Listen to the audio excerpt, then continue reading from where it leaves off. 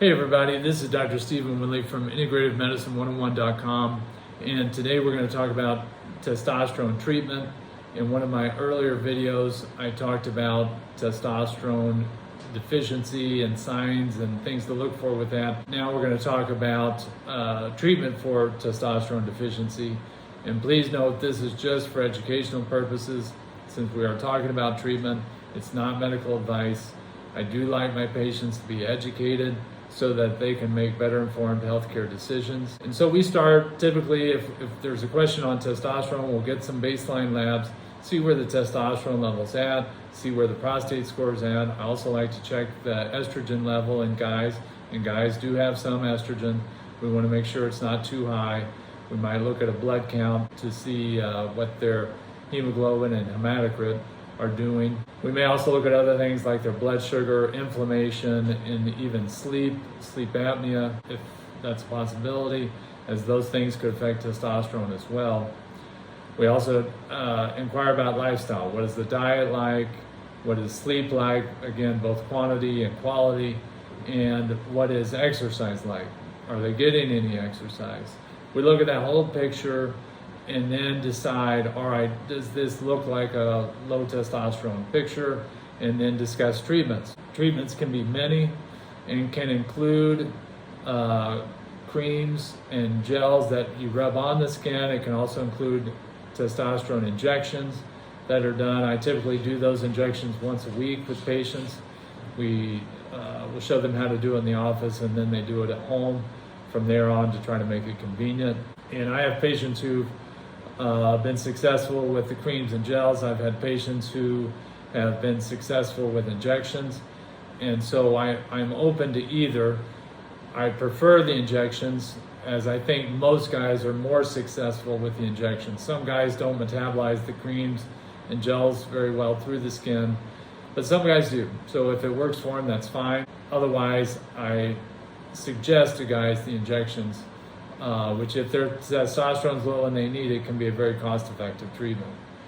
We have them do that for a couple of months, and then we reassess labs, reassess their symptoms, how are they doing, and making sure that they're seeing some improvement at that time. We'll adjust the dose, as you don't want too much testosterone, you don't want too little. You just want balance. That's where the body does best.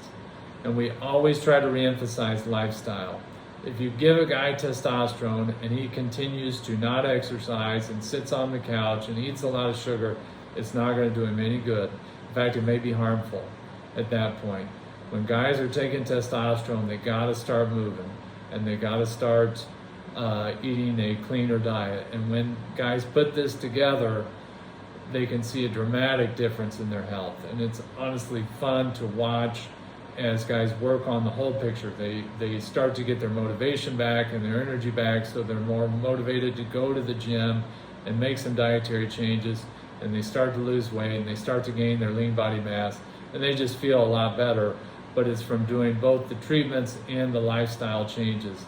And once they buy into that, it's one of my favorite parts of healthcare. It really is. It can be very successful. Some guys, we're seeing lower testosterone in younger and younger guys, unfortunately. And so some guys will say, I'm just not ready to start a prescription, be it cream, be it injection yet, and that's fine. We really try to emphasize to these guys, work on your lifestyle. Are there any changes you can make in your diet? How is your sleep doing? Is sleep apnea a problem? Are you exercising at all? Can we increase it? And then we might work with some vitamins to help. We might talk to them about zinc or magnesium or vitamin D.